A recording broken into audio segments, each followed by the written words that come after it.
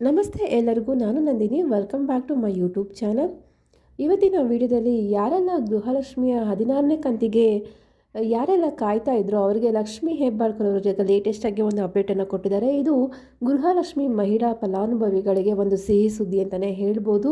ಈ ಒಂದು ಸಂಕ್ರಾಂತಿ ಹಬ್ಬಕ್ಕೆ ಸರ್ಕಾರ ಮಹಿಳೆಯರಿಗೆ ಭರ್ಜರಿ ಗುಡ್ ನ್ಯೂಸನ್ನೇ ಕೊಡೋದಕ್ಕೆ ಇವಾಗ ರೆಡಿ ಆಗಿದೆ. ಸೊ ಈ ಲಕ್ಷ್ಮೀ ಹೆಬ್ಬಾಳ್ಕರ್ ಅವರು ಮಾಹಿತಿನ ಕೊಟ್ಟಿದ್ದಾರೆ. ಯಾವಾಗ ಈ ಒಂದು ಹಣ ಬಿಡುಗಡೆ ಆಗುತ್ತೆ, ಹಾಗೆ ಈ ಒಂದು ಗೃಹಲಕ್ಷ್ಮಿ ಯೋಜನೆ ಏನು 2,000 ಕೊಡ್ತಿದ್ದಾರಲ್ಲ, ಅದನ್ನು ಸಹ ನಾವು ಏರಿಕೆ ಮಾಡ್ತೀವಿ ಅನ್ನೋದಾಗೆ ಒಂದು ಮಾತನ್ನು ಸಹ ಹೇಳಿದ್ದಾರೆ ಲಕ್ಷ್ಮೀ ಹೆಬ್ಬಾಳ್ಕರ್ ಅವರು.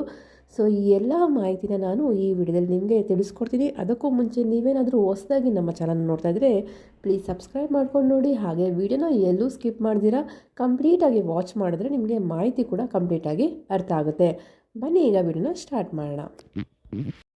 ಗೃಹಲಕ್ಷ್ಮಿ 16ನೇ ಕಂತಿನ ಹಣ ಯಾವಾಗ ಬರುತ್ತೆ ಅಂತ ಮಹಿಳೆಯರು ಪ್ರತಿನಿತ್ಯ ಕಾಯ್ತಾನೇ ಇದ್ದಾರೆ. ಹಾಗೆ ಈ ಒಂದು ಮಾಧ್ಯಮದವರು ಸಹ ಕೇಳ್ತಾ ಇದ್ರು, ಯಾವಾಗ ಬರುತ್ತೆ 16ನೇ ಕಂತಿನ ಹಣ ಅನ್ನೋದನ್ನು ಕೇಳ್ತಾ ಇದ್ರು. ಯಾಕೆ ಅಂದರೆ ಈ ಒಂದು 16ನೇ ಕಂತಿನ ಹಣ ಡಿಸೆಂಬರ್ನಲ್ಲೇ ಬರಬೇಕಾಗಿತ್ತು. ಆದರೆ ಜನವರಿ ಆದರೂ ಕೂಡ ಇನ್ನೂ ಹಣ ಬಂದಿಲ್ಲ.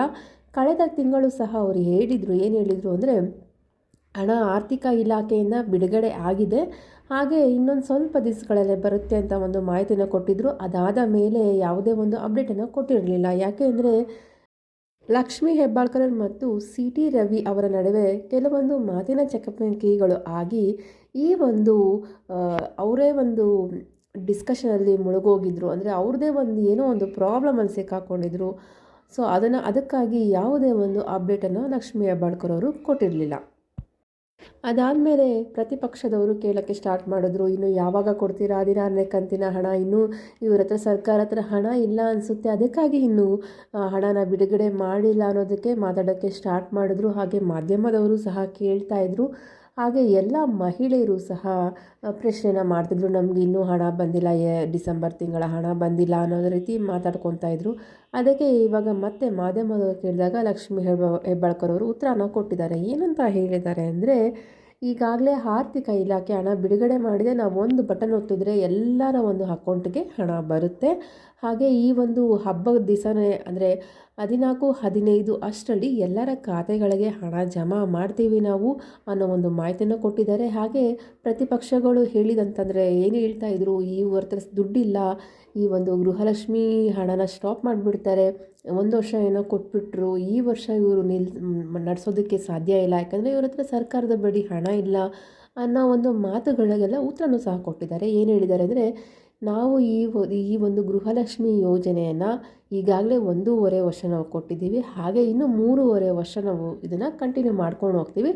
ಅದಾದ ಮೇಲೆ ನೆಕ್ಸ್ಟ್ ಒಂದು ಎಲೆಕ್ಷನಲ್ಲಿ ನಾವೇ ಗೆದ್ದು ಬರ್ತೀವಿ, ಆವಾಗಲೂ ಕೂಡ ನಾವು ಈ ಗೃಹಲಕ್ಷ್ಮಿ ಯೋಜನೆ 2,000 ಏನು ಕೊಡ್ತಿದ್ದೀವಿ ಅದನ್ನು 3,000ಕ್ಕೂ ನಾವು ಹೆಚ್ಚು ಮಾಡ್ತೀವಿ, ಏರಿಕೆ ಮಾಡ್ತೀವಿ ಅನ್ನೋ ಒಂದು ಮಾತನ್ನು ಸಹ ಹೇಳಿದ್ದಾರೆ.